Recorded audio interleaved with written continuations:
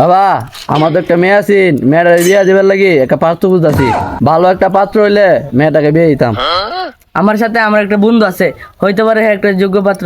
বাবা তোমার যোগ্যতাটা কি? ওই যা কিছু কইবি সবকিছু বেশি বেশি করে কইবি। চাচা আমি তো এবার এসিসি দিছি, এসিসির মাঝে জিপিএ 5 পেয়েছি। আর মনে করেন যে আমার জায়গা জমি কোনো অভাব নাই।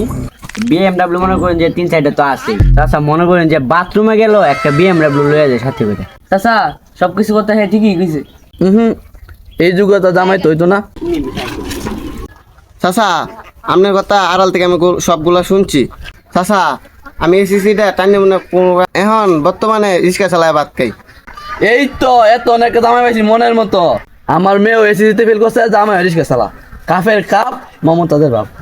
তোমার সাথে আমার মেয়ের বিয়া শুক্রবারে ফাইনাল। তোর দাই বেড়া বেশি বেশি বাপ বেতন দেয়, বেশি বেশি কইছি। এখন এসিসিতে ফেল করা মেয়েটারও আড়াইছি।